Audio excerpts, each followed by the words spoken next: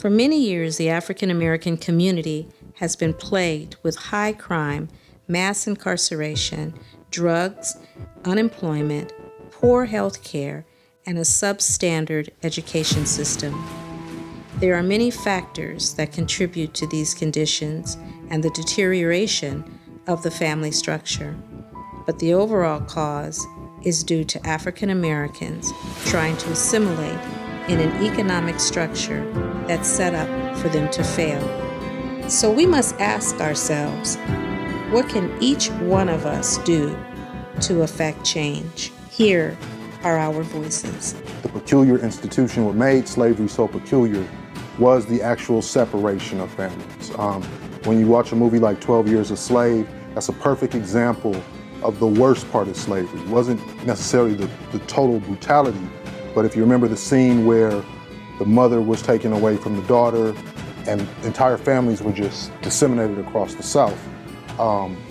One of the big issues that created was the relationships between the man and the woman.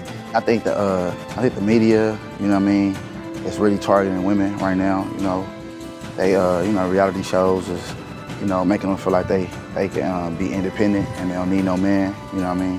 When they do get a man, you know what I mean, they want to really play a man role. People tend to sometimes ignore the fact there's no positive male role model for the young woman too. She never sees the model of what a husband should be, of what a father should be. To assume that role, if I had an example to follow. All I know is a broken home. So when I get involved with a man, I'm trying so hard to be a strong, independent woman that sometimes I don't let the man be a man. If a woman cannot look up to the man, she really don't want him. You know, when you look symbolically at what we call conventional sex, it's the man on the top, the woman on the bottom, and she's looking up to her man.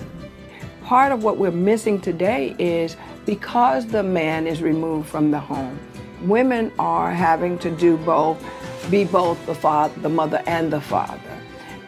She's having to work longer and longer and longer hours to make ends meet, which means we have more latchkey kids. Those are children who are coming home after the hours, between the hours of 3 and 5, who are most likely at home for 2 or 3 hours by themselves. You know, families spend hundreds, even thousands of dollars a year accepting phone calls from inmates, putting money on books, and then once somebody goes into custody, they absolutely can't earn any money for their family.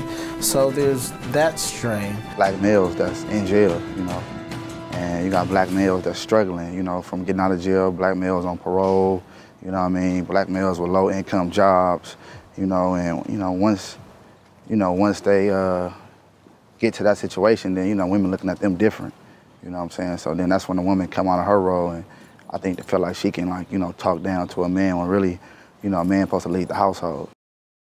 When we were children growing up, the father was the disciplinarian in the home, and it was expected that around dinner time you would galvanize around the dinner table, and it was at the dinner table that the mothers and fathers would ask their children how their day was. Back in the day, there was only one television. At one point, there was only one radio. Everybody would gather around the radio and listen to the programs on the radio. Then finally, when TV came along, everybody sat in the living room because that's where the television was, and everybody watched the same program, which allowed for everybody to talk and mingle together, watch the TV together, laugh together. And so the things that allowed us to be motivated to do better, we don't have that kind of structure anymore. I'm seeing young men and young women, even if they're not together in the home, making an effort to assume their roles. A lot of young men, for whatever reason, the relationship between them and their child's mother isn't working out, but they're at least trying to not just spend time, but add some financial support and be there for their children. I think there's more of a tone of that now than it was, say, 15, 20 years ago, because we saw what the result of with absent fathers. We got to do it like as a whole, you know, we got to start having like, you know, programs, community, you know, we gotta really come together as black males and really address it, you know, bring it to the light. When there are people within our community that will help foster healthy relationships and help foster mentor programs, I believe that makes an impact within our children's lives. And until we decide that we're going to come back to God, we're going to come back to the family, that they got the father in the home, the mother in the home, they married, they ain't living together, they're married, they've gone to the altar, and he's put a ring on it, they got the license to show it. I'm just motivated to keep moving forward. Some people aren't motivated. Sometimes it's hard to stay motivated, but you just have to think about your goals and where you want to be in life and just press towards the mark.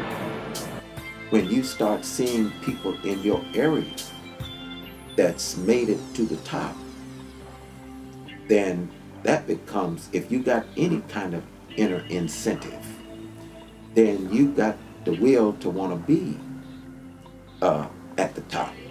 We're actually a group of black people in this world that can afford to fix our problems, but we have to do it.